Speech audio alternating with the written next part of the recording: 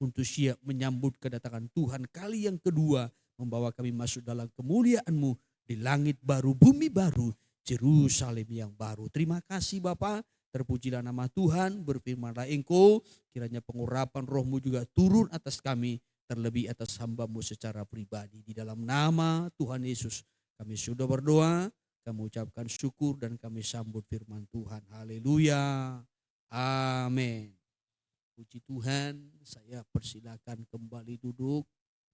Sekaliannya sidang jemaat yang dikasihi Tuhan, selayaknya kita bersyukur buat kasih dan anugerah Tuhan yang terus melimpah bagi kita, bahkan yang membela memelihara kita sampai pada waktu ini.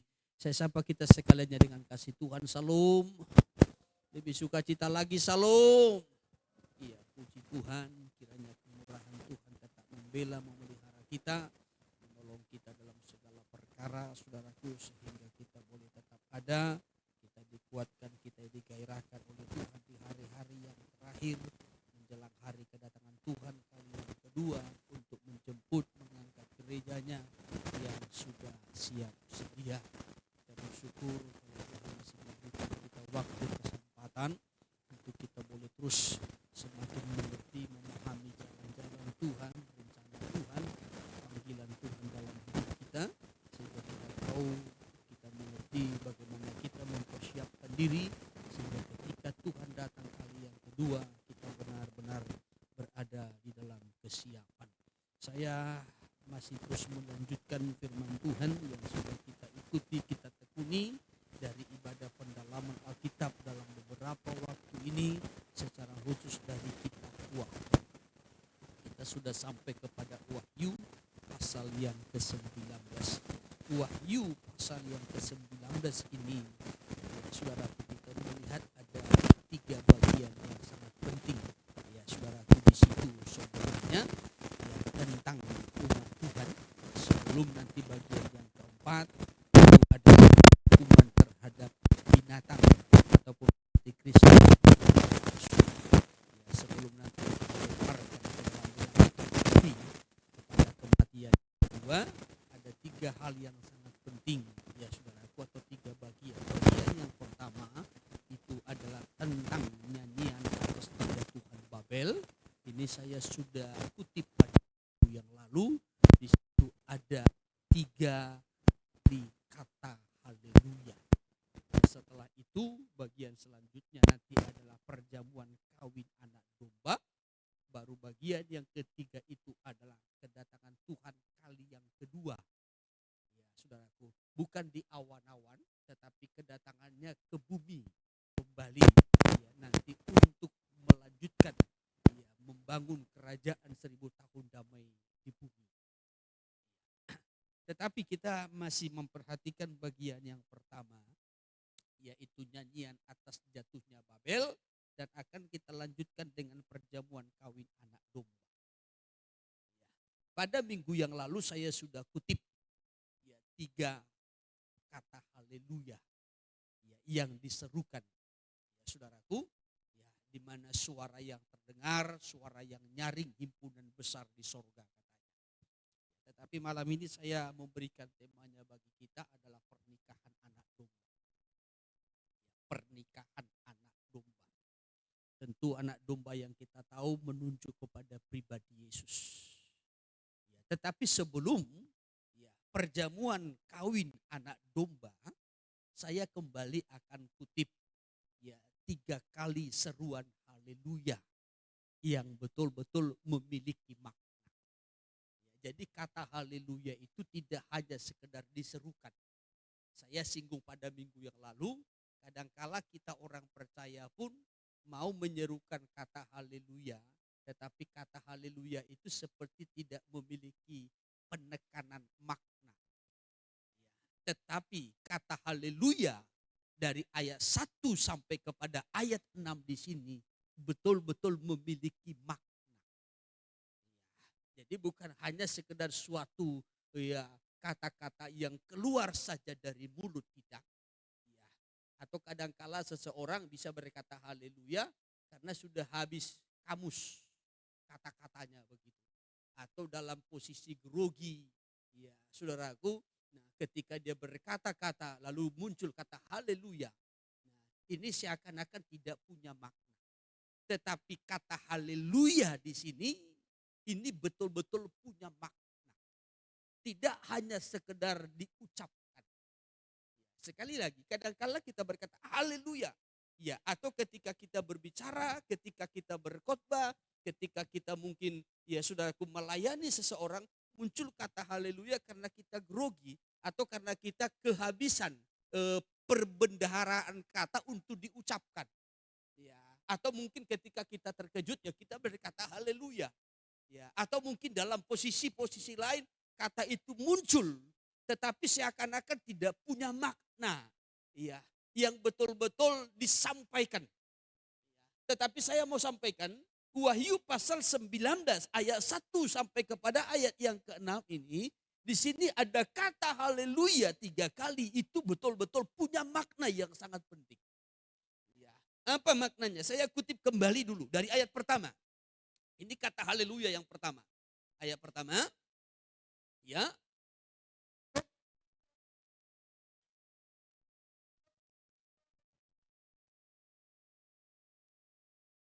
Iya, seperti suara yang nyaring dari himpunan besar orang banyak di sorga.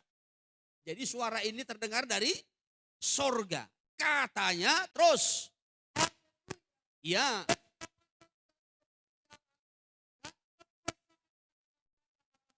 ya, ya, terus, ya, terus. Iya, ini kata haleluya yang pertama. Iya. Haleluya, keselamatan dan kemuliaan dan kekuasaan adalah pada Allah kita, sebab benar dan adil segala penghakimannya. Ini kata haleluya yang pertama. Kata haleluya yang pertama ini menyatakan kebesaran Allah dalam menghukum. Ya, tetapi di satu sisi ya juga menyatakan kebesaran Allah dalam menyelamatkan. Jadi kata haleluya di sini ayat 1 sampai kepada ayat yang kedua punya makna. Apa maknanya? Menyatakan kebesaran Allah, kekuasaan Allah dalam satu sisi menghakimi atau menghukum dan satu sisi menyelamatkan. Maka tadi dilanjutkan dengan keterangannya. Ayat 1 sekali lagi perhatikan, saya kutip. Ya, kemudian daripada itu aku mendengar seperti suara yang nyaring dari himpunan besar orang banyak di sorga, katanya haleluya. Ya. Lalu apa yang diserukan? Apa yang menjadi keterangannya? Keselamatan dan kemuliaan dan kekuasaan adalah pada Allah kita. Allah lah pemegang kekuasaan untuk menyelamatkan. Allah lah yang berkuasa menyelamatkan. Ya, Allah lah yang berkuasa menghidupkan. Lalu dilanjutkan ayatnya yang kedua, ya, sebab benar dan adil segala penghakimannya. Ya, lalu dilanjutkan, Allah juga berkuasa, dalam satu sisi dia menyelamatkan, tetapi di sisi lain dia menghakimi atau menghukum dengan adil dan benar. Haleluya. Ya, jadi kata haleluya di sini punya makna. Apa maknanya? Menyatakan kekuasaan Allah. Sebagai Allah yang menyelamatkan dan Allah yang menghukum. Itu yang pertama. Lalu yang kedua, ayatnya yang ketiga sampai kepada ayatnya yang keempat. Lanjutkan. Ya. Ya. Ya. Untuk yang kedua kalinya. Seruan yang dari sorga ini yang kedua kalinya diserukan. Ya, dikatakan begini, haleluya. Ya, asapnya naik sampai selama-lamanya. Lalu disambut oleh 24 tua-tua terus. Ya. Ya. Iya, iya. Nah, perhatikan. Himpunan besar orang banyak di sorga yang menyerukan dengan suara yang nyaring, kuat dan besar itu berkata, haleluya, yang kedua kali. Ya. Lalu disambut oleh 24 tua-tua. Amin, haleluya. Ya. Sembari mereka tersungkur untuk menyembah. Ini menyatakan kekuasaan Allah sebagai pencipta untuk disembah.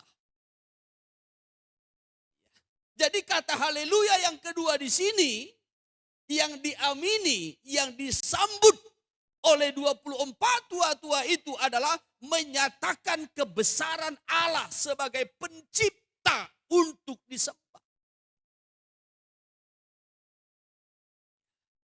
Dia Allah pencipta untuk disembah. Kalau kata haleluya yang pertama menyatakan kebesaran Allah yang menghukum dan yang menyelamatkan. Tetapi kata haleluya yang kedua kali dan disambut oleh 24 tua-tua berkata, amin, benar, haleluya. Lalu sujud menyembah. Itu menyatakan kekuasaan Allah sebagai pencipta yang harus disembah. Baru yang ketiga, ayat 5 sampai kepada ayatnya yang ke-6. Ayat 5 lanjutkan, maka terus pujilah Allah kita terus. Iya. Terus. Iya, lanjutkan ayat 6 lalu terus. Iya, terus. Iya, kembali lagi. Ya, suara orang banyak bahkan bagaikan desau air bah. Lebih dahsyat lagi, lebih nyaring lagi. Mereka berseru, apa katanya? Ya. Nah, ini yang ketiga. Ya, kembali suara itu menyerukan berkata, haleluya. Kata haleluya yang ketiga ini dilanjutkan dengan keterangan, karena Tuhan Allah kita yang Maha Kuasa telah menjadi Raja. Telah menjadi Raja. Ini menyatakan kebesaran Allah untuk memerintah sebagai Raja dan sebagai Tuhan. Jadi kata haleluya yang ketiga itu menyatakan, ya, memperdengarkan, menyerukan bahwasanya Allah kita itu adalah Allah yang besar. Allah yang memerintah sebagai Raja. Bahkan di ayat yang ke-16 itu dikatakan, dan pada jubahnya dan pahanya tertulis suatu nama, yaitu Raja segala raja dan Tuhan di atas segala Tuhan. Menyatakan kebesaran Allah untuk memerintah sebagai Raja dan sebagai Tuhan. Jadi 3 kali kata haleluya ini betul-betul punya makna. Makna yang pertama, menyatakan kebesaran Allah sebagai Allah yang menghukum dan menyelamatkan. Yang kedua, menyatakan kebesaran Allah sebagai pencipta untuk disembah. Dan yang ketiga, menyatakan kebesaran Allah sebagai Raja di atas segala raja, sebagai Tuhan di atas segala Tuhan untuk memerintah. Untuk memerintah. Oleh sebab itu tadi di ayat yang kelima, terdengarlah suatu suara dari takhta itu yang menyerukan, pujilah Allah kita. Ini bukan hanya sekedar suatu seruan, tetapi sekaligus ini adalah suatu ajakan. Sekali lagi, bukan hanya sekedar suatu seruan, tetapi juga suatu ajakan. Pujilah Allah kita, hai kamu semua hambanya. Jadi hamba-hamba Tuhan diajak untuk memuji Tuhan. Baru yang kedua, kamu yang takut akan Dia, baik yang kecil maupun juga yang besar. Dan ini juga memiliki makna. Kenapa dikatakan pujilah Allah kita, hai kamu semua hambanya. Bicara tentang hamba, yang pertama itu bicara tentang ketaatan. Karena yang menonjol dari seorang hamba adalah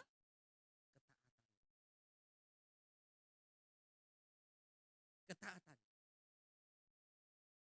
Baru yang kedua, bicara tentang seorang hamba, itu bicara tentang kebenaran. Karena seorang hamba harus benar-benar hidup dalam kebenaran. Berpegang pada kebenaran. Kalau kita disebutkan sebagai hamba-hamba Allah, kita disebutkan sebagai hamba-hamba Kristus, ya saudaraku, yang menonjol dari kita adalah ketaatan. Ketaatan terhadap hukum-hukum Allah. Ketaatan terhadap firman Allah. Dan menonjol dalam kebenaran. Sebab kita disebutkan, saudaraku, ya sebagai hamba Allah atau hamba Kristus, juga di sisi lain kita disebutkan sebagai hamba kebenaran. Roma pasal yang ke-6 ayat yang ke-18. Ya, hamba-hamba Allah atau hamba Kristus itu juga disebutkan sebagai hamba kebenaran. Ayat yang ke-18. Ya. Ya terus. Nah, sudah menjadi hamba kebenaran. Bukan lagi hamba dosa. Bukan lagi hamba manusia atau hamba daging. Tapi hamba kebenaran. Oleh sebab itu tadi saya sampaikan. Ya, kalau dikatakan pujilah Allah kita, hai kamu semua hambanya. Ya, kata hambanya di sini memiliki makna. Apa maknanya? Orang-orang yang taat. Tidak dikatakan di sini, pujilah Allah kita, hai kamu orang-orang yang sudah diselamatkan. Pujilah Allah kita, hai kamu orang-orang yang sudah ditebus. Tidak. Tetapi kenapa dikatakan, hai kamu hamba-hambanya.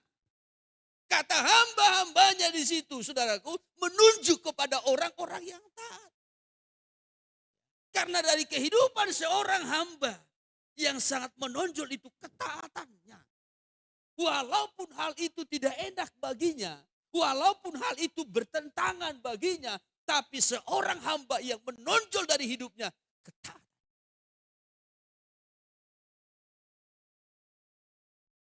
Jadi tidak dikatakan, pujilah Allah kita, hai kamu yang sudah diselamatkan.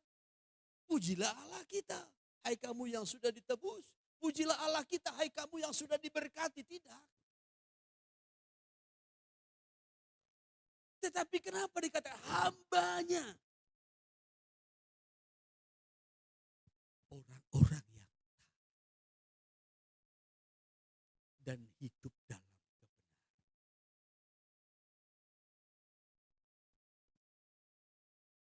Lalu selanjutnya kepada siapa diserukan? Kepada kamu yang takut akan Dia, baik kecil maupun besar. Kamu yang takut akan Dia. Ini soal kesucian. Sekali lagi, takut akan Dia itu soal kesucian. Pujilah Allah kita, hai kamu hambanya, pujilah Allah kita, hai kamu yang takut akan Dia. Kata takut akan Dia, ini bicara tentang soal kesucian. Kekudusan. Kekudusan, ya, itu dapat kita tingkatkan sampai sempurna Kalau di dalam diri kita ada hati yang takut akan Tuhan. Kenapa seseorang itu tidak bisa meningkat kekudusannya? Karena tidak punya hati yang takut akan Tuhan. Sehingga nanti jatuh bangun dalam dosa. Jatuh bangun dalam dosa. Bisa-bisa bertahun-tahun menjadi orang Kristen. Bertahun-tahun terima pengajaran. Bertahun-tahun hidup di aliran Pentakosta, kepenuhan Roh Kudus. Tetapi kalau tidak punya hati yang takut akan Tuhan, tidak akan meningkat dalam kekudusan. Orang yang bisa meningkat dalam kekudusan itu, sampai kekudusannya itu sempurna, sama seperti Kristus itu, karena punya hati yang takut. Ingat kitab 2 Korintus pasal 7 mencatat seperti ini.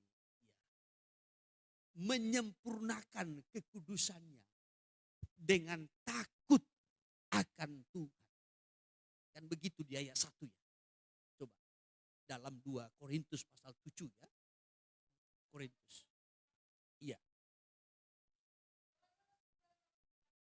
Iya. Iya.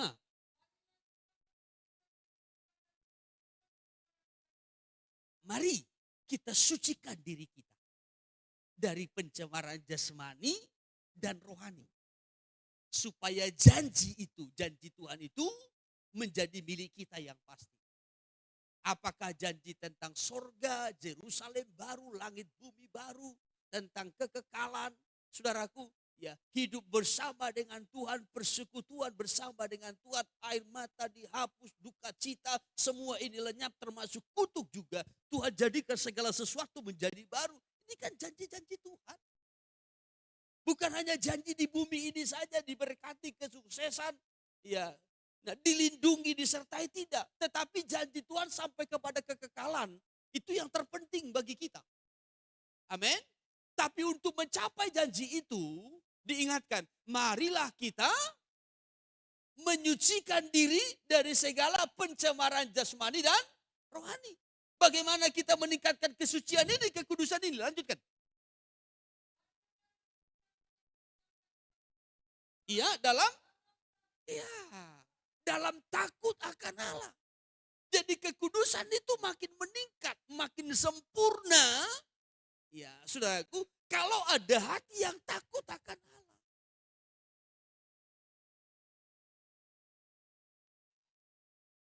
Kekudusan rohani, kekudusan jasmani, terus makin meningkat, makin meningkat. Kalau ada hati yang takut akan Allah.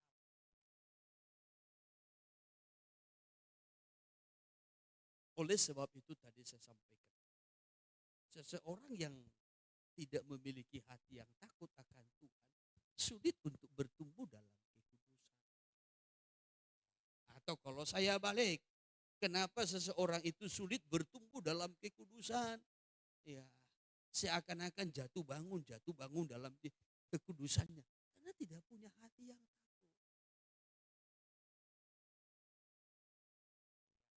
Mungkin kita berkata seperti ini, oh kita kan sudah dikuduskan ketika kita lahir baru. Segala dosa pelanggaran kita, kutuk dosa, bahkan dosa-dosa yang ditimpakan kepada kita mulai dari nenek moyang kita sampai kepada orang tua kita, itu kan sudah diampuni, sudah disucikan, sudah dilenyapkan. Benar. Kitab Efesus mencatat demikian. Efesus pasal 4 ayat 23 sampai 24, ya kita disucikan. Ketika kita lahir baru, menjadi ciptaan baru. Ya. Tetapi kita belum sempurna. Maka kekudusan itu akan meningkat sampai sempurna ketika di dalam diri kita itu ada hati yang takut akan Tuhan. Coba Efesus pasal yang keempat, ayat 23. Iya. Kamu dibaharui di dalam roh dan pikiran terus. Iya. Terus.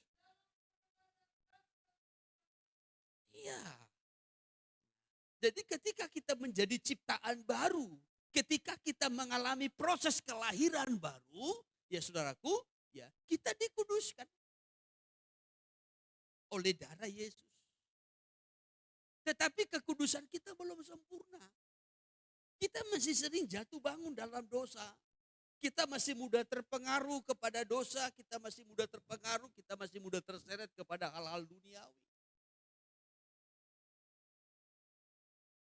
Tetapi ketika ada hati yang takut akan Tuhan, hati yang takut akan Tuhan inilah yang akan mendorong kita untuk semakin meningkat dalam kekudusan. Kita bisa meninggalkan pencemaran-pencemaran jasmani, itu keinginan-keinginan daging, keinginan mata, dan juga pencemaran-pencemaran rohani, ya kesombongan, berhala-berhala, itu yang mencemari. Ini kita bisa ketika ada hati yang takut. Maka tadi diserukan dalam haleluya yang ketiga. Dalam haleluya yang ketiga menyatakan kebesaran Allah untuk memerintah sebagai raja di atas segala raja, Tuhan di atas segala Tuhan. Maka kepada semua hamba-hambanya diserukan, pujilah Allah kita. Kepada semua orang yang takut akan Tuhan dikatakan, pujilah Allah kita. Kamu orang-orang yang taat, kamu orang-orang yang hidup dalam kebenaran, kamu orang-orang yang hidup dalam kekudusan dan terus bertumbuh dalam kekudusan, pujilah Allah kita. Sebab Allah kita adalah raja di atas segala raja, Dia adalah Tuhan di atas segala Tuhan. Haleluya. Ini 3 makna kata haleluya dari ayat pertama sampai kepada ayatnya yang ke-6. Sekarang kita lanjutkan. Ayat 7 sampai kepada ayatnya yang ke-9. Ini adalah pernikahan anak domba. Pernikahan anak domba. Saya minta kembali, ya kita perhatikan Wahyu 19. Dibacakan dari ayat 7 sampai ayat 9. Iya.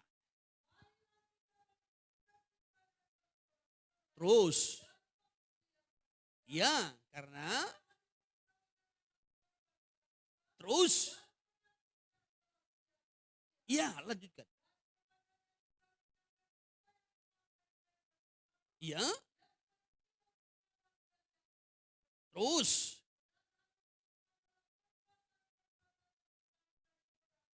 Ayat 9 lalu. Ya. Terus. Terus.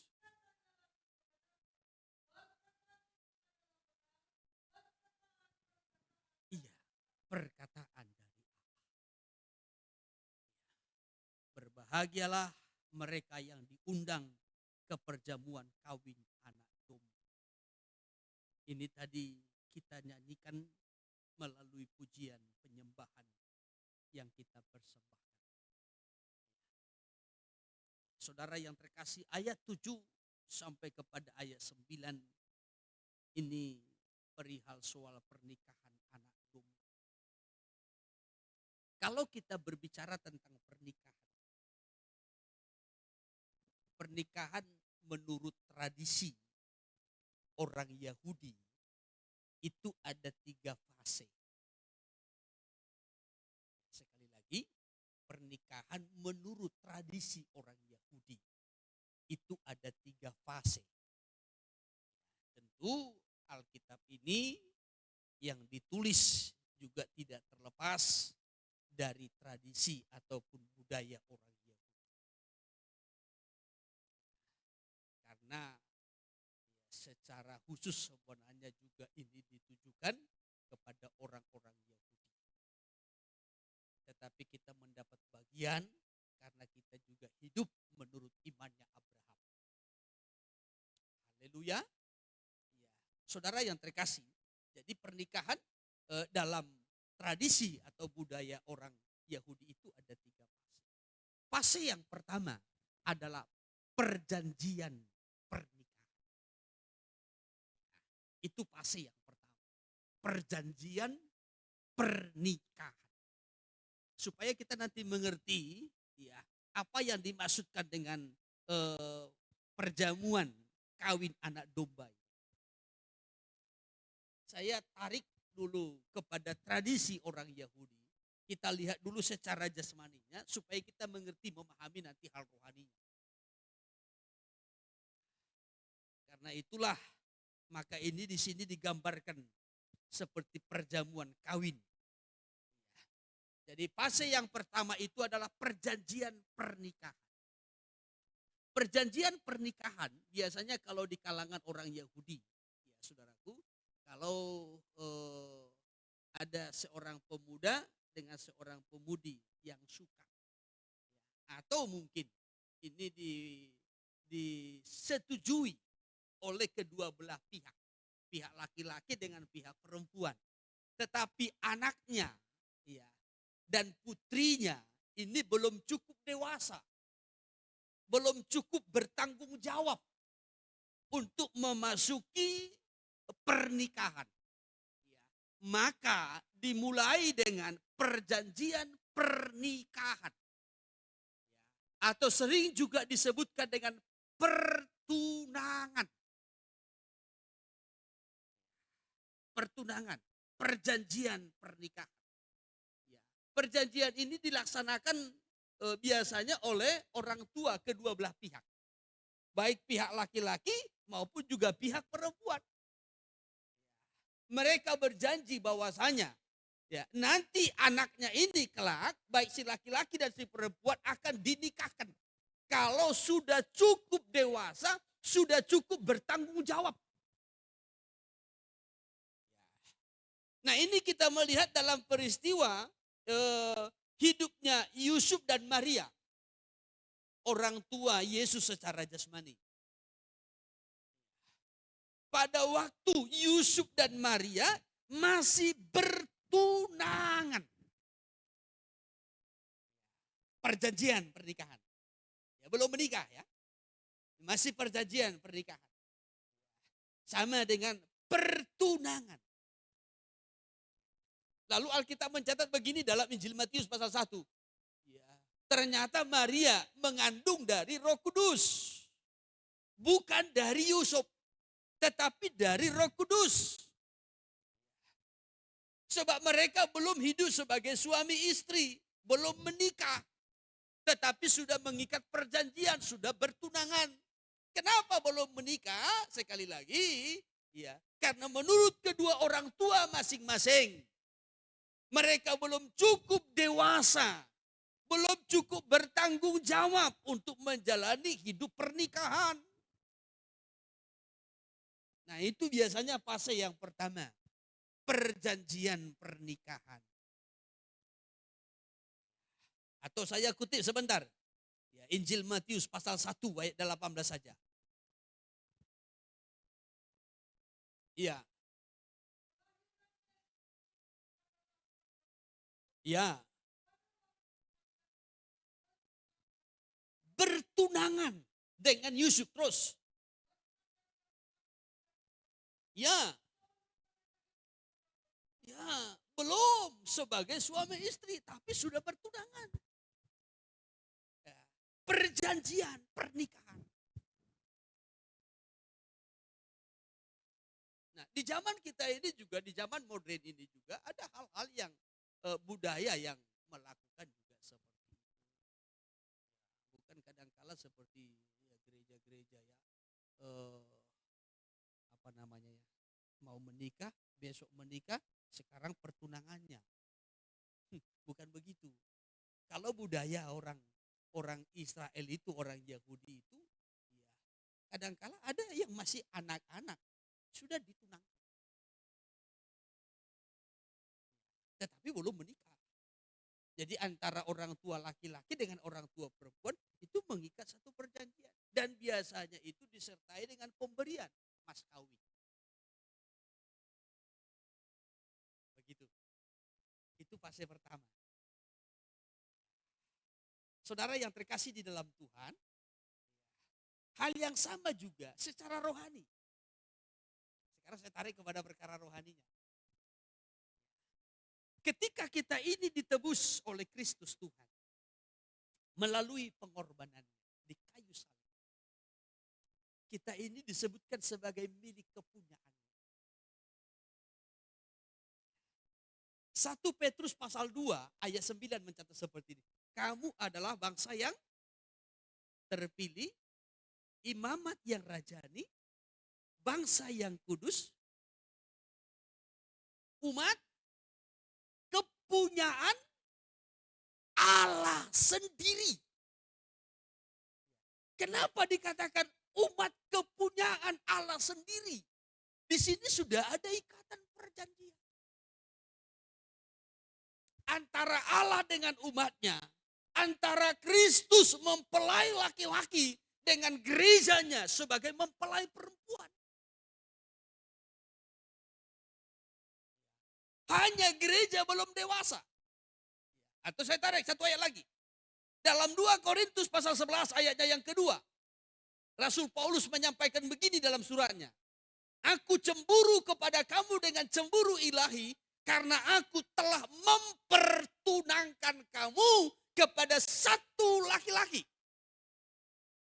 Untuk membawa kamu bagaikan perawan kudus bagi Kristus. Dipertunangkan kepada Kristus. Ya. Gereja, orang percaya yang sudah ditebus itu dipertunangkan. Ada ikatan perjanjian. Hanya gereja belum dewasa. Masih kanak-kanak. Belum bertumbuh dewasa. Karena itu belum siap masuk dalam upacara pernikahan. Belum siap masuk dalam pertemuan di awan-awan belum. Karena gereja belum dewasa. Justru kalau kita melihat dalam suratnya yang pertama, bagaimana Rasul Paulus menegur jemaat-jemaat Korintus yang belum dewasa. Kamu masih kanak-kanak, kamu masih bayi, kamu masih duniawi. Susulah yang kuberikan kepadamu, belum makanan keras.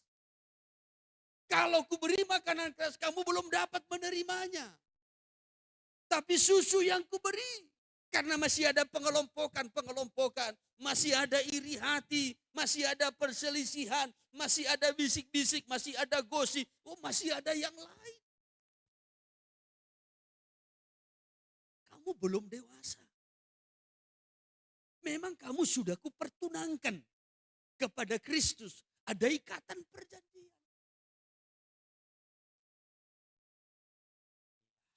Jadi fase yang pertama dalam pernikahan, dalam tradisi orang Yahudi itu adalah perjanjian nikah. Perjanjian antara orang tua si laki-laki dengan orang tua si perempuan itu mengikat perjanjian. Kapan mempelai laki-laki Kristus mengikat perjanjian dengan kita, mempelai perempuannya gereja? Ketika dia menebus.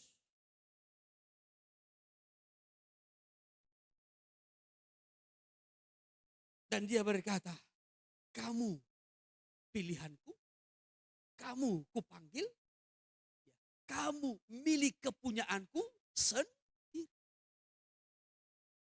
Kamu tunanganku.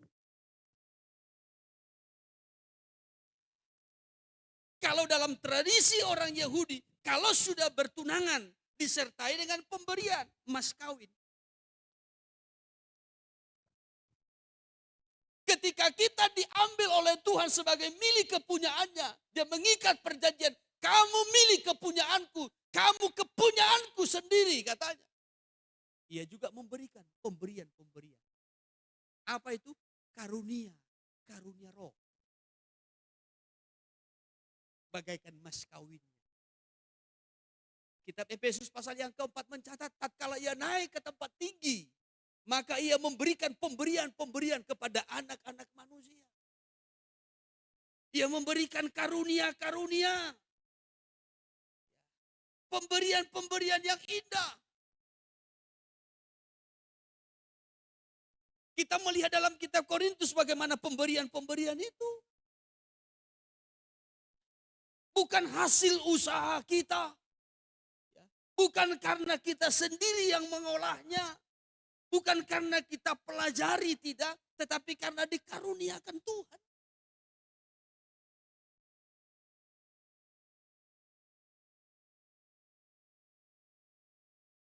Ini masih dalam tahap perjanjian. Ini belum masuk kepada tahap pernikahan. Belum.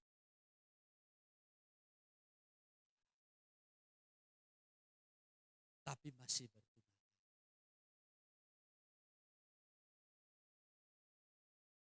Maka kita sering berkata, ya kita mempelai Tuhan, mempelai Tuhan. Artinya kita tunangan. Kita belum masuk kepada upacara pernikahan. Tapi kita sudah menjadi milik. Bisa ditangkap? Supaya nanti jangan keliru pemahamannya.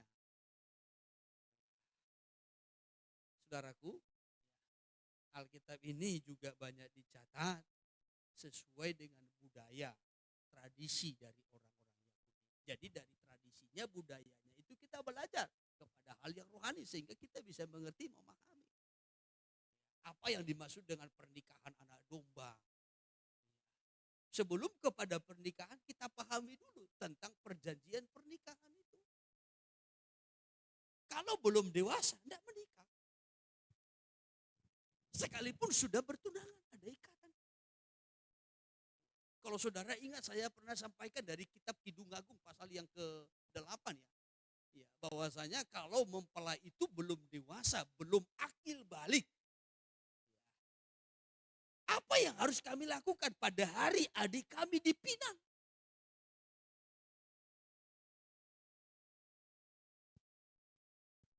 Belum siap masuk kepada jenjang pernikahan. Kalau pertunangan. Sama seperti kita gereja ini. Orang-orang percaya kita adalah tunangan. Sudah dipertunangkan kepada Kristus. Untuk menjadi mempelai perempuan. Kita menjadi miliknya. Tetapi kita belum memasuki tahap yang kedua. Yang namanya tahap upacara pernikahan. Jadi dari tahap yang pertama, tahap perjanjian pernikahan, saudaraku, nanti jikalau pasangan itu, pengantin itu sudah cukup dewasa, barulah nanti masuk kepada fase yang kedua, yaitu upacara pernikahan. Upacara pernikahan. Dalam upacara pernikahan, itu biasanya pengantin laki-laki itu menjemput mempelai perempuannya bersama dengan teman-temannya. Sekali lagi, dalam fase yang kedua ini, yaitu upacara pernikahan, itu biasanya pengantin laki-laki nanti akan pergi menjemput pengantin perempuannya bersama dengan para teman-teman. Demikian, saudara. Jadi kalau kita lihat salah satu contoh ini dalam Injil Matius pasal 25. Injil Matius pasal 25 tentang 5 gadis bodoh dan 5 gadis bijak. Mereka sedang menanti mempelai, menyongsong mempelai. Maka nanti mempelai itu datang. Mempelai itu datang. Kalau sudah cukup dewasa, mempelai laki-lakinya sudah cukup dewasa, mempelai perempuannya juga sudah cukup dewasa. Maka mempelai laki-laki itu akan datang bersama dengan teman-temannya, lalu ia menjemput mempelai perempuannya dibawa nanti ke rumah bapaknya ataupun ke rumah laki-laki, pengantin laki-laki.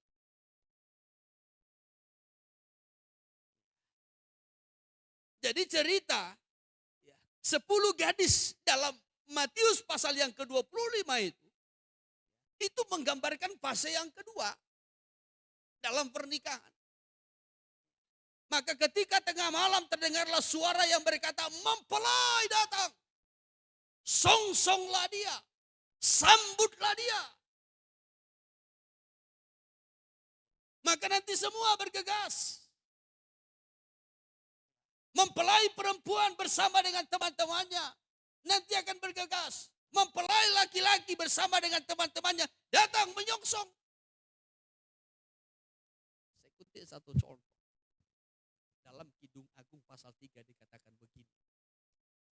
Ini menggambarkan Salomo. Ketika Salomo hendak menjemput mempelai perempuannya, maka Salomo itu juga diiringi dengan teman-temannya, dengan orang-orangnya, kelompoknya, timnya. Bagaimana Salomo itu diangkat di atas tandu dan sudah mempersiapkan tandu baik bagi Salomo maupun juga bagi pengantin perempuannya. Lalu pergi menyongsong, menjemput, saudara. Lalu pergi menjemput mempelai perempuannya bersama dengan teman-temannya, iring-iringan. Iya. Coba saya kutip sebentar dalam Kidung Agung pasal 3 ini. Ayatnya yang ke-6 ya. Iya. Terus.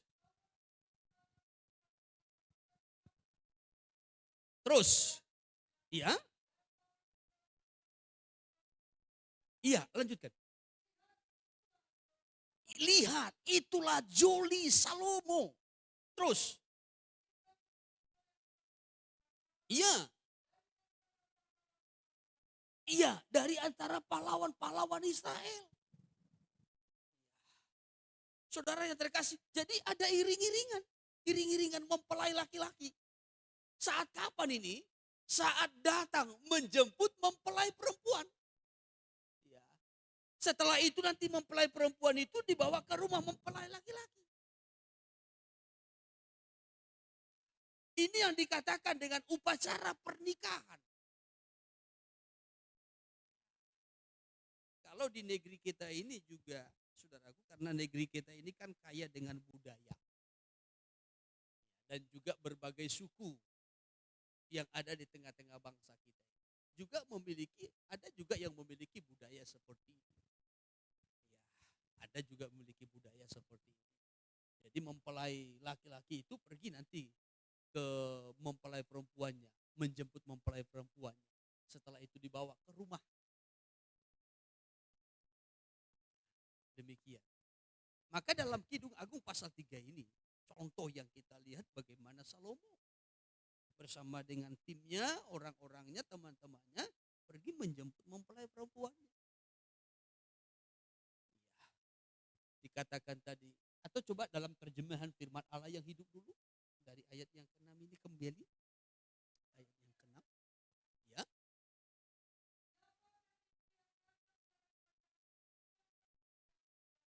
Terus. Iya, terus. Iya, terus. Ya. Ternyata tandu Salomo. Bayangkan. Jadi Salomo itu ditandu. Diangkat.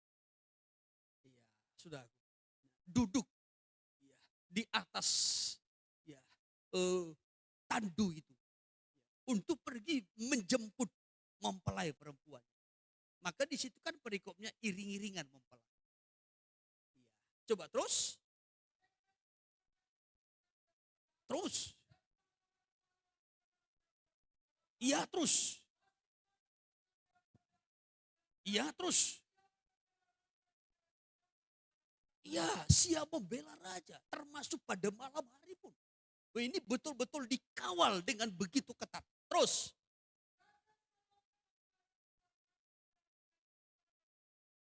Terus. Iya. Iya terus. Iya terus. Iya. Iya, ayat 11 keluarlah.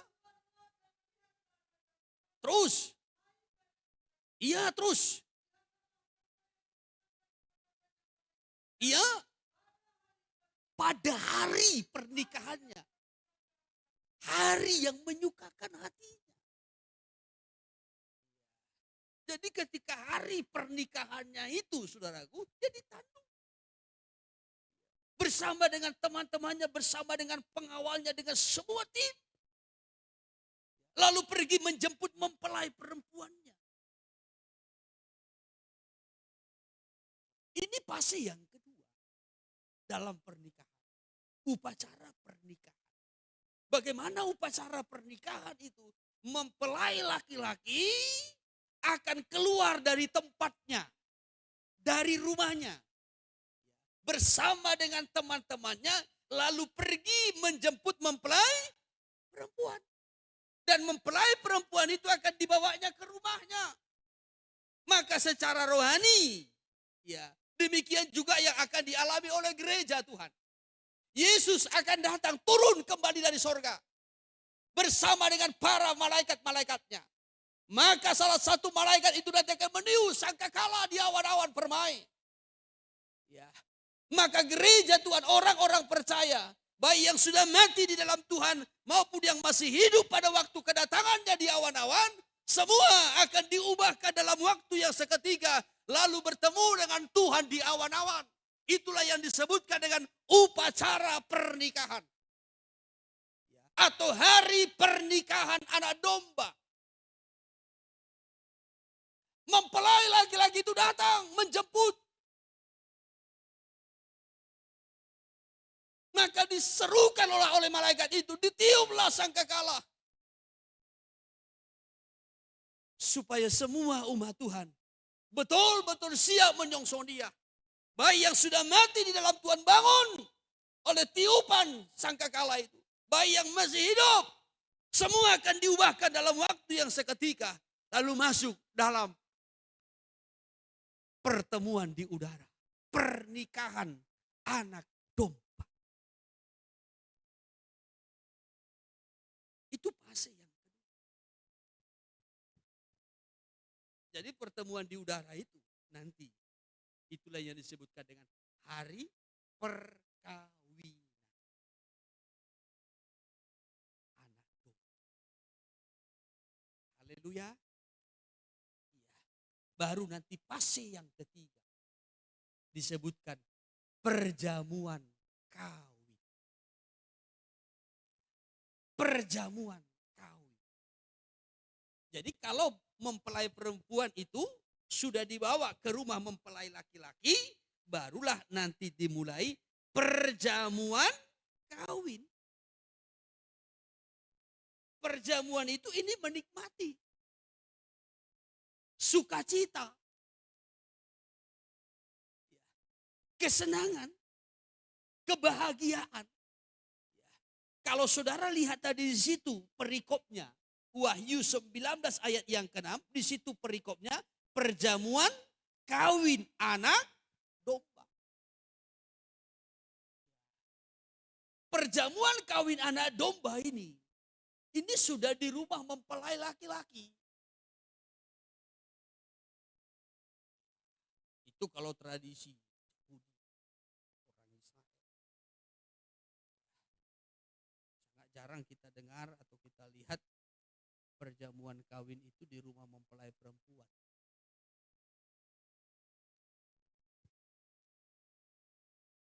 Sekarang ini saja mungkin ada pernikahan. Di mananya acaranya? Di tempat laki-lakinya, perempuannya, isi do suhuna. Bawa do, boru-boru do. Kalau dalam tradisi orang Yahudi, begitu perjamuan itu ya di rumah laki-laki. Salah satu contoh kalau kita kutip saudaraku, Yohanes pasal 2. Yohanes pasal 2. Perkawinan di Kana. Itu perjamuan. Itu perjamuan. Jangan fokus dulu kepada kehabisan anggurnya. Sekali lagi, jangan dulu fokus kepada kehabisan anggurnya. Saya hanya kutip bahwasanya itu suasana perjamuan. Bicara tentang perjamuan itu bicara tentang persekutuan. Yang penuh dengan sukacita, yang penuh dengan kebahagiaan. Maka tadi Wahyu pasal 19, ya, dalam ayatnya yang ke-7 itu dikatakan, marilah kita bersukacita dan bersorak-sorai. Ya, dan memuliakan Dia karena hari perkawinan anak domba telah tiba dan pengantinnya telah siap sedia. Dan kepadanya dikaruniakan supaya memakai kain lenan halus. Dan seterusnya. Lalu di ayat 9, lalu ia berkata kepada aku, tuliskanlah berbahagialah mereka yang diundang ke perjamuan kawin anak domba. Masuk kepada suasana perjamuan, persekutuan, menikmati sukacita, kebahagiaan, sorak-sorai. Perjamuan. Bicara tentang perjamuan itu bicara tentang persekutuan. Maka kalau saudara masuk dalam suasana perjamuan, masuklah dalam suasana persekutuan. Keluarga-keluarga bangunlah persekutuan di meja makan. Haleluya. Haleluya. Maka kalau di meja makan jangan marahin anakmu.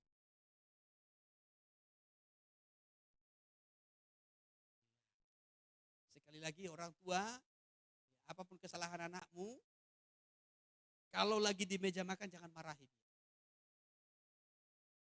Izinkan dia sampai selesai menikmati perjamuan itu. Kalaupun ada nanti teguran-teguran, nasihat-nasihat, ya saudaraku, ya, ataupun mungkin disiplin, nanti selesai. Unang pahit jagal manuk.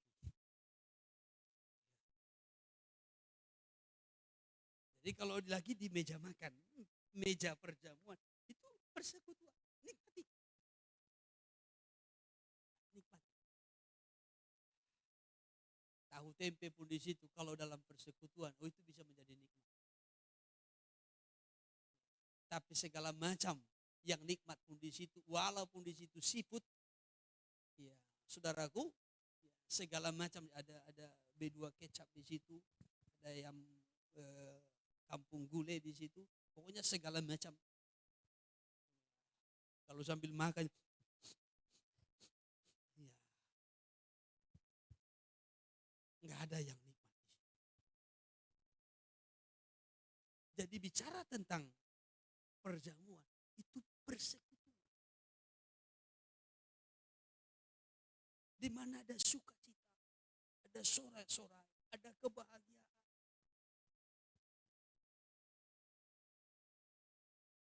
Maka jangan robah meja makanmu menjadi tempat air mata. Tapi jadikan itu menjadi tempat persekutuan, sukacita, kebahagiaan. Haleluya.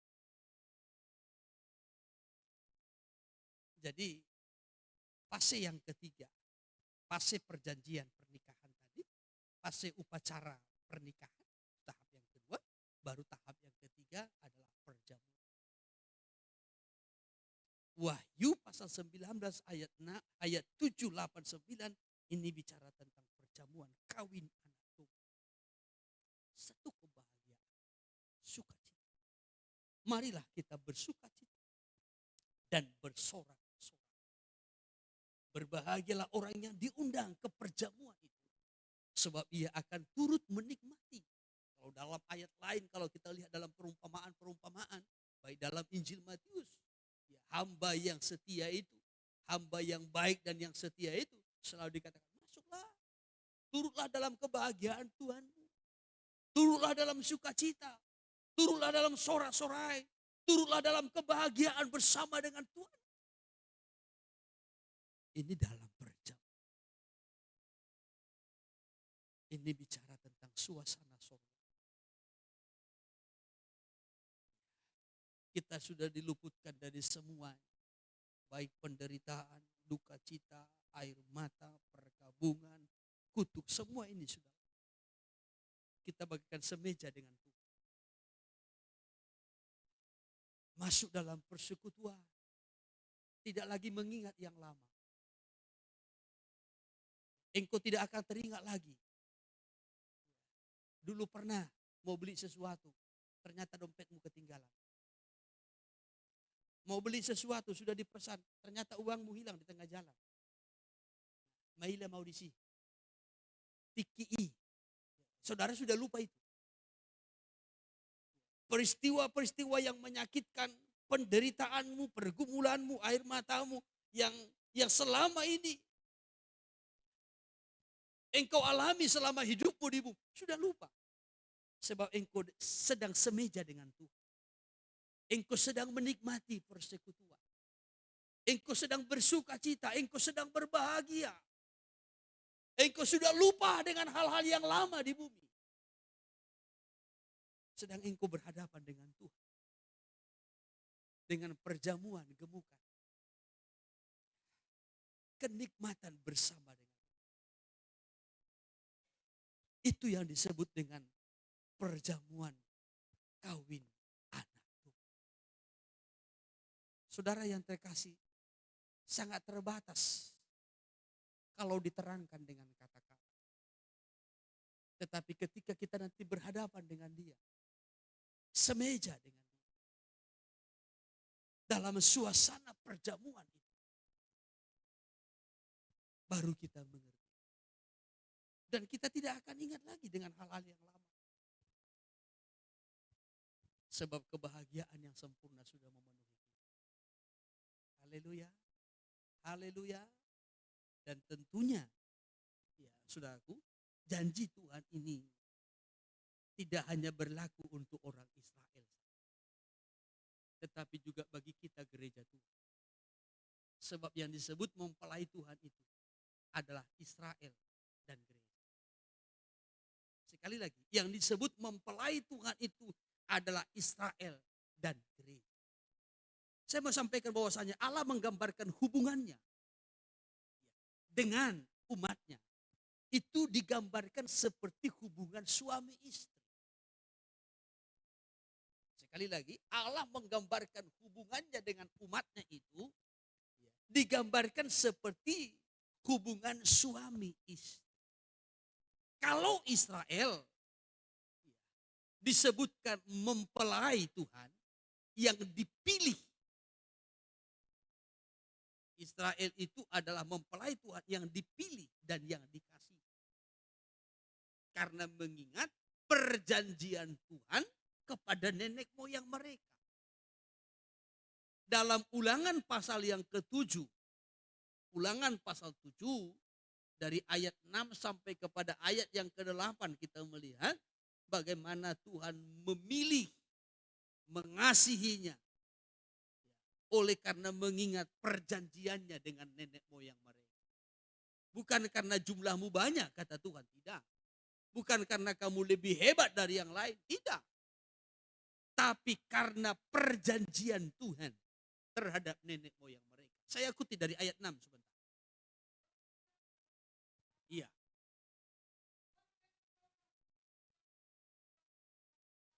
Ya. Ya. Terus untuk menjadi umat kesayangannya yang istimewa. Kalau kita lihat dalam terjemahan lain, baik terjemahan bahasa sehari-hari maupun juga terjemahan firman Allah yang hidup, yang istimewa. Saya tanya suami, siapa yang istimewa bagimu? Loh, gak ada di sini suami-suami. Siapa yang istimewa bagi saudara? Betul. Istri atau anak? Hei, istri atau anak? Jujur. makin hilang.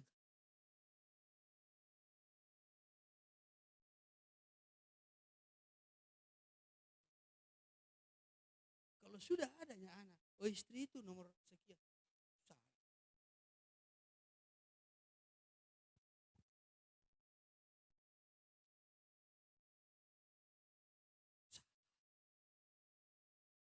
Yang tetap menjadi istimewa adalah yang mempelaimu.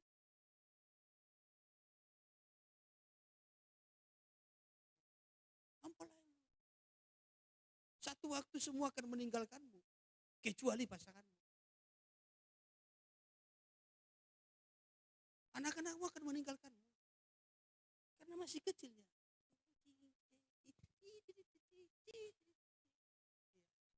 Bahkan kan lagi todi. Iya, nanti kalau udah besar, iya, dia tahu TikTok saja sudah mulai lupa. Iya. Kalau dulu sikit-sikit, pak, iya. Sikit-sikit, pak, papaku, papiku, iya. Apalagi panggilannya, hah? Dedi, entah apapun itu. Nanti kalau sudah mulai beranjak remaja, ya, mulai dewasa, apalagi sudah mulai ada pacarnya, oh, bukan foto saudara lagi di handphonenya itu profilnya, enggak. Pemuda Korea.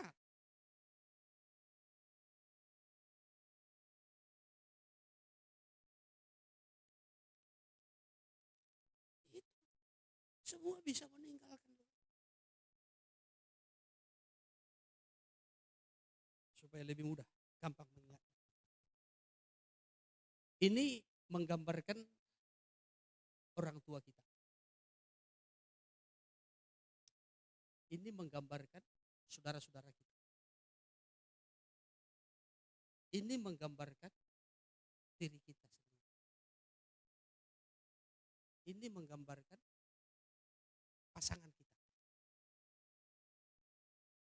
Ini menggambarkan anak-anak kita.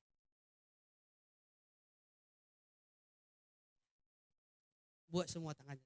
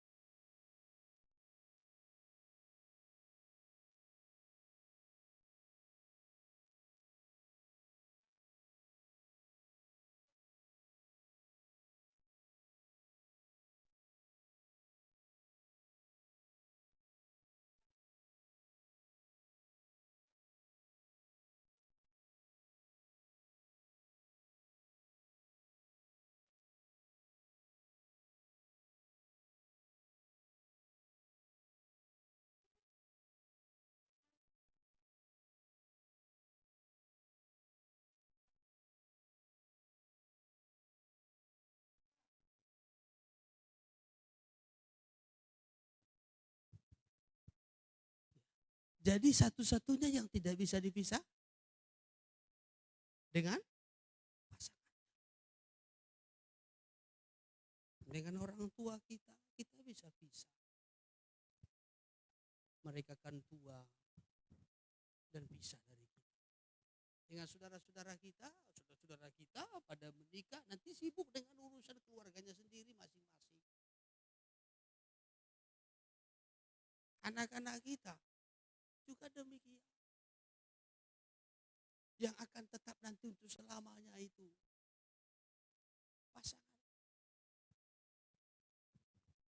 Maka saling menghargailah pasangan suami istri yang tetap saling membutuhkan, saling menjaga, saling merawat.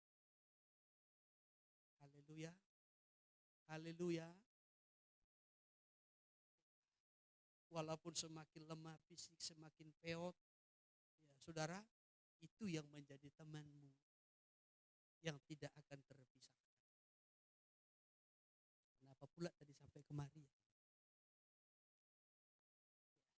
Saya mau menyampaikan tentang bagaimana Tuhan menggambarkan hubungan dengan umatnya. Yang digambarkan bagaikan hubungan suami istri. Hubungan suami istri itu tadi itu secara ini saja ya. Gambaran logika saja yang saya buat ya, bahwasanya tidak bisa dipisahkan. Seperti itulah yang Tuhan rindukan. Tuhan mengangkat Israel itu sebagai mempelai perempuannya. Karena Tuhan mau pilih. Engkau yang kupilih, engkau menjadi istimewa bagiku, kata Tuhan. Engkau menjadi spesial bagiku, kata Tuhan. Ya, kembali dulu. Sebab engkaulah umat yang kudus bagi Tuhan Allahmu. Engkaulah yang dipilih oleh Tuhan Allahmu dari segala bangsa di atas muka bumi untuk menjadi umat kesayangannya. Umatnya yang istimewa. Ya, coba terus lanjutkan dulu. Ayat 7 bukan? Terus? Iya terus. Iya? Ya, bukan karena jumlahmu banyak, bukan karena kelebihanmu, kata Tuhan. Ya, kamu justru yang paling kecil dari bangsa-bangsa lain. Terus lanjutkan ayat 8. Ya. Iya terus. Terus. Ya, tapi karena Tuhan mengasihimu, Tuhan menyayangimu. Dan Tuhan mengingat perjanjiannya dengan nenek moyangmu. Jadi Israel itu dijadikan Tuhan sebagai mempelai perempuannya. Ya saudaraku, dipilih, dikasihi Tuhan. Ya, karena perjanjian dengan nenek moyangnya. Abraham, Ishak dan Yakub. Tuhan mau menjadikan Israel itu menjadi istrinya yang setia. Suatu hubungan yang istimewa. Tuhan tidak ingin hubungan antara Tuhan dengan umatnya itu hanya sebagai hubungan, sekedar hubungan seperti pencipta dengan ciptaan, tidak.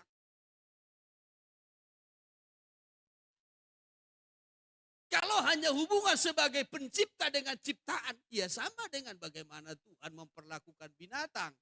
Bagaimana Tuhan memperlakukan tumbuh-tumbuhan, bagaimana Tuhan memperlakukan makhluk lain. Jadi bukan hanya sekedar hubungan pencipta dengan ciptaan, tidak. Tetapi Tuhan ingin satu hubungan yang begitu erat. Seperti hubungan suami istri. Yang tidak dapat dipisahkan oleh apapun. Kenapa bukan seperti hubungan ya orang tua dengan anak. Sesama saudara. Ini mudah pisah. Tetapi kenapa sampai digambarkan seperti hubungan suami istri? Satu hubungan yang erat. Namun sangat disayangkan. Tuhan menginginkan umatnya Israel itu sebagai mempelai perempuannya. Tetapi justru Israel itu tidak setia. Maka digambarkan Israel itu seperti perempuan sundal. Berzina. Yeremia pasal 3 ayatnya yang ke-20. Yeremia pasal 3 ayatnya yang ke-20. Iya, tetapi sesungguhnya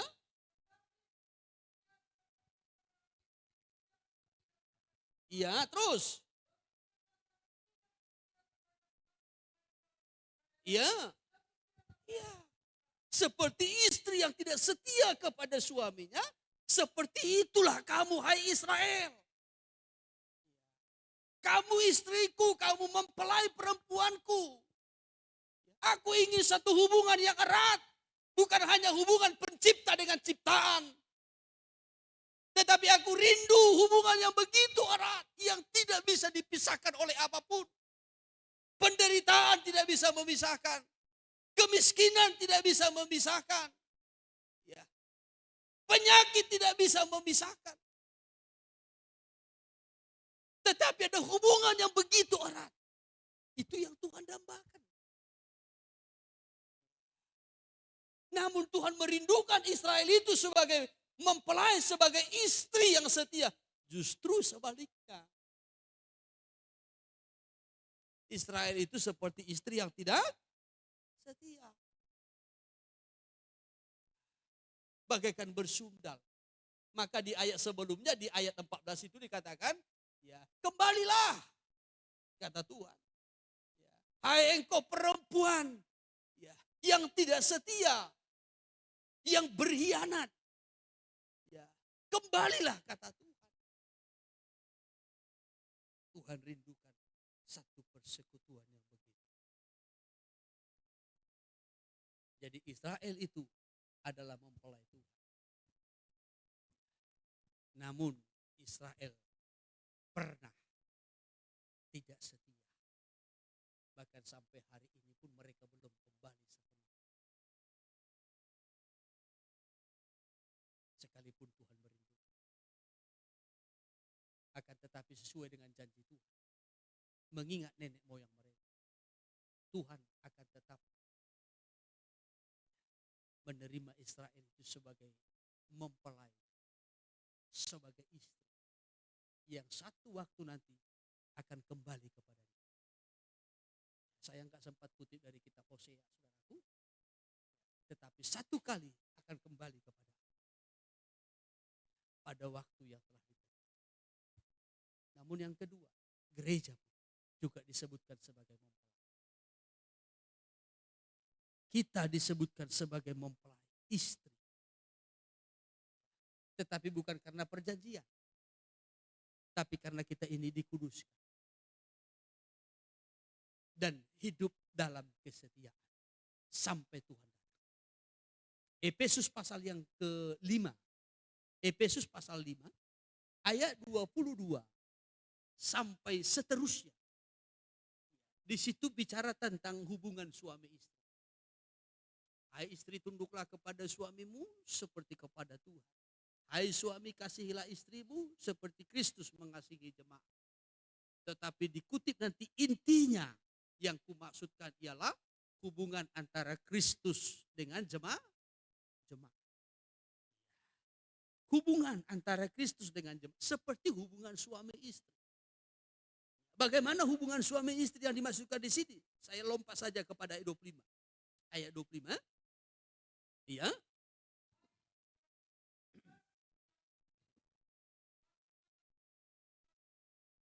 Iya. Iya, Kristus sudah menyerahkan dirinya bagi jemaat. Terus. Iya. Iya, untuk menguduskannya. Sesudah ia menyucikannya dengan memandikannya dengan air dan firman. Kalau dalam terjemahan lain termasuk terjemahan firman Allah yang hidup, disucikan dengan baptisan. Melalui pembaptisan air dan juga dilanjutkan dengan penyucian melalui firman. Yaitu lewat ketaatan kepada firman. Kita sudah disucikan lewat baptisan air dari dosa yang lalu. Dan juga kutuk dosa ataupun dosa yang diwariskan. Namun untuk dosa yang akan datang, kita dicegah melalui firman Allah. Ketaatan kita terhadap firman. Kalau kitab Petrus mencatatkan, ya, dikuduskan melalui ketaatan terhadap firman. Jadi lewat ketaatan kita makin kudus, makin sempurna dalam kekudusan. Dikuduskan. Coba terus 27. Ya, supaya terus dengan cemerlang, ia kudus dan tidak bercela. Atau kudus dan sempurna. Gereja juga disebutkan sebagai mempelainya, istri yang dikuduskan dan tidak bercela pada hari kedatangan Tuhan kali yang kedua. Maka kekudusan itu perlu dan tetap harus dijaga, dipelihara dengan setia sampai kepada hari kedatangan Tuhan. Dari sini kita melihat, saudaraku, dan kita perlu mengerti, kita menarik satu pelajaran yang sangat penting. Di dalam Kristus Tuhan, kita memiliki identitas. Apa identitas kita? Sebagai mempelai Kristus. Sebagai mempelai anak domba. Yang kudus dan yang setia. Tidak bercacat celah. Kita dipanggil untuk hidup kudus. Kita dipanggil untuk kita tetap setia. Jangan berpaling kepada yang lain. Jangan berpaling kepada ilah-ilah dunia. Jangan berpaling kepada dosa. Jangan berpaling kepada uang.